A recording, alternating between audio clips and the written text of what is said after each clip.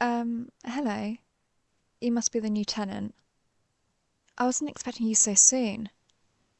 Listen, before you run out the door screaming and flailing your arms in the air, I want to explain a few things, if that's okay.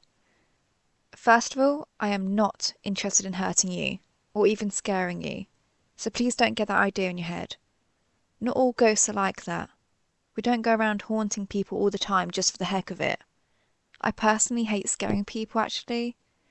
The fact that some people are scared of me is always heartbreaking. And, before you ask, no, I also don't say boo.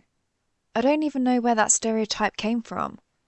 I know I've had decades to research all sorts of ghost media, but since I know I've got the rest of time, I've kind of been procrastinating. Hmm?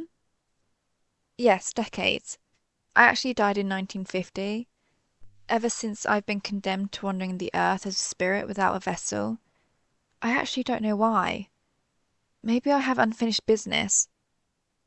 I don't think that's it though. Anyone I've had unfinished business with is surely dead now. That was so many years ago that I'd be surprised if any of them were alive. Maybe it was just because I so adamantly didn't want to pass on that fate, decided I should stay. My spirit was so strong that it refused to go. That's my best guess, anyhow. I've still got a lot of time to think about it. I'm sorry, am I bothering you? I'm just really excited to finally have someone to talk to. Being a ghost is a lot lonelier than you might think. I never used to live in this house, but even living here, I've barely gotten to talk to anyone, because I knew that if I revealed myself, people would be scared of me. It's left me feeling kinda empty, like I couldn't talk to anyone. That's why I'm actually pretty thankful that you saw me just now, because, well, it just means that I don't have to hide. I'm sorry. I know this is probably really weird. I mean, you just found out ghosts are real, and that there's one that's been living in your new home.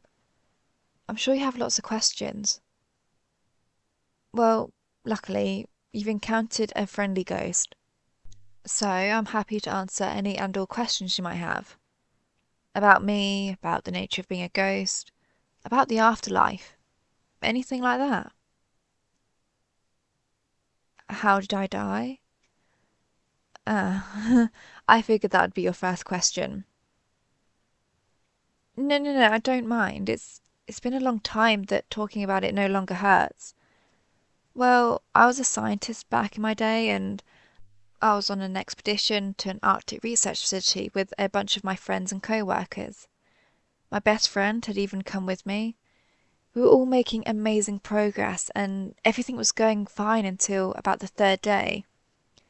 My best friend and I were close enough that I figured I could tell him anything, and I wanted to wait until we had a moment alone to come out.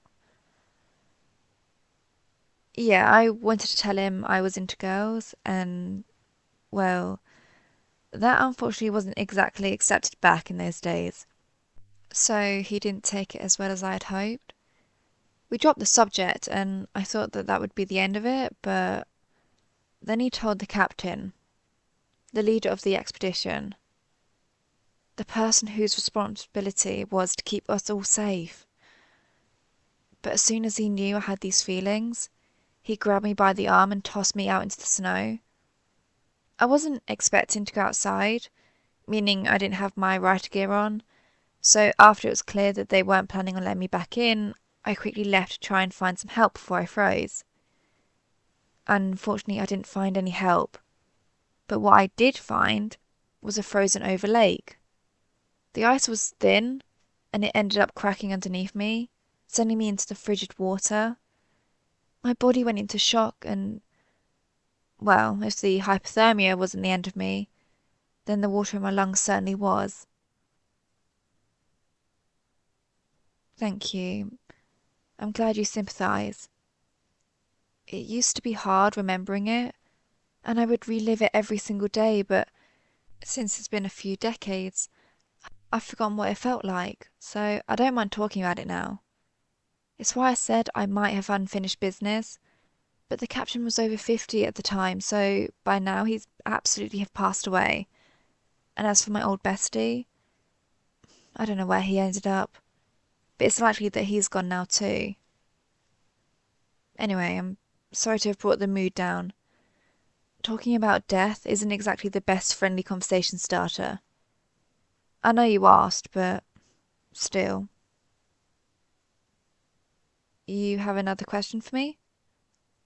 Yeah, sure. I'm just glad you still want to talk to me after that long story.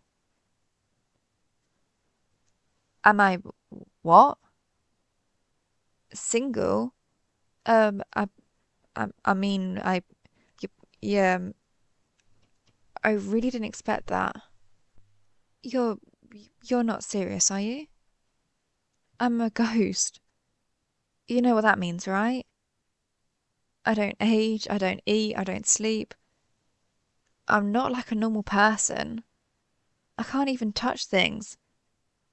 I'm just saying, like, you're really pretty and you could do much better than me. Are you sure you're lonely too? Well, I'm sorry to hear it. I hope I can make you feel at least a bit less lonely. I know you're doing that for me, and I hope that even if nothing comes out of it, we can, at the very least, become friends. Unfortunately, conversation is one of the only things I can give you with any level of consistency. I'd offer to help carry your boxes inside, but since I'm intangible, I don't think I actually can. But I can certainly keep you company while you're doing it. I know I'd appreciate that if I were in your shoes. Yeah, for sure. We can talk more while you unpack. I won't get in your way either, since if I'm standing in front of you, you can just walk right through me. Hey, thanks for being so nice. I don't feel lonely anymore.